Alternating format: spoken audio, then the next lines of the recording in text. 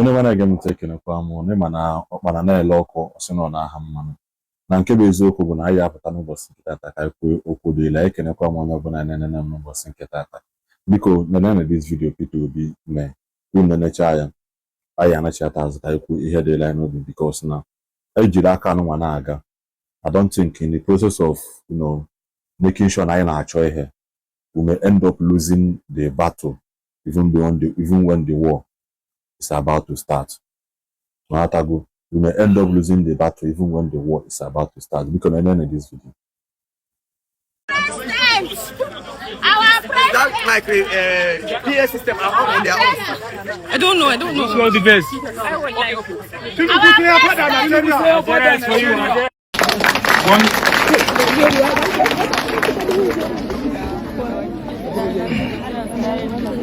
one where every child has access to quality education and security.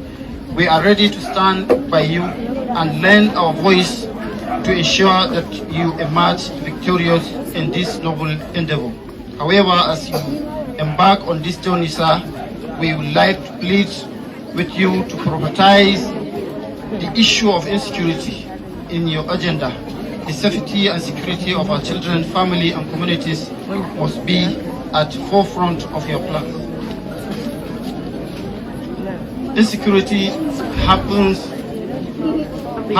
progress and instills fear in heart of our citizens. We urge you to develop a comprehensive strategy that will address these challenges, head-on ensuring that every Nigerian can live without fear and pursue their dreams. Thank you once again for your generosity and being here with us today. We look forward to support you in the upcoming election and witness the positive change you will bring to our country. Thank you, sir. That our security agencies are well equipped and professional. However, sir, our reality on the ground is dire. While we speak about 2027, our lives are on stake in 2026. Kidnapping and banditry has become part of our lives. In our community, we live in fear.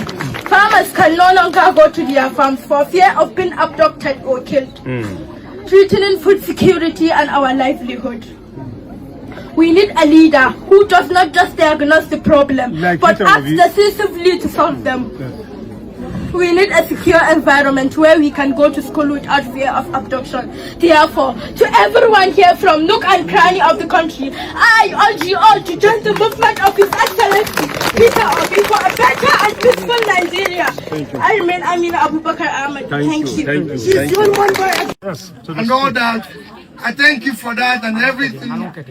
And I'm only here again to visit and again to make another donation for scholarship this time. To those who can, I'm using her as an example. I heard what she said about insecurity, and that's where I stand. Our society must be secure. This society must care for those who are not so fortunate. We must secure them. We must say that these children will have opportunity of living life without knowing anybody, or grow to be somebody that society will celebrate. So I'm doing a donation of 5 million naira to support what is happening today. Thank you, I'm minutes ago have a video. Yeah, we'll Peter Obi video watching obodo ndị Hausa. Eziokwu na Peter Obi na-achọ izo election. Na-achọ izo election mana anyị apụta for once. Asụ nwanne anyị nwoke, asụ mpa anyị, asụ nna anyị ochie, asụ onye ọbụla onye anyị kwere n'azụ, asụ onye nwanne ka nwere ugwu ka fọnụ n'ala Igbo, asụ onye na-betray beho that has still has some face left. Ọkama na anyị gwara onwe anyị nke bụ eziokwu. This pattern Peter Obi ji aga in the moment of ịlacha ndị Hausa ike ka e wee nweta ọchịchị na bụ ihe adabaha ka anyị gwa onwe anyị nke bụ eziokwu. That plan ahụ o ji ọ dabara. Kedu nke bụ na ijezi je na empower ndị Hausa ka o wee bụrụ na Igbo ezigbo mmadụ? Ndị Hausa, ịlacha ndị Hausa ike when it comes to politics is as good as you not doing anything for them. Na ndị Hausa na-achịrị gị obi kerere nke today is because na gịnị mere na ha fụ na ụmụ nwanne ha chọrọ use nweta ha chọrọ. Ndị Hausa is all about having somebody they can use to climb to the top of the ladder. They don't not mean well for you. They do not mean well for you. Am I in support of Peter Obi ambition? Yes. I'm not in support of him. I am not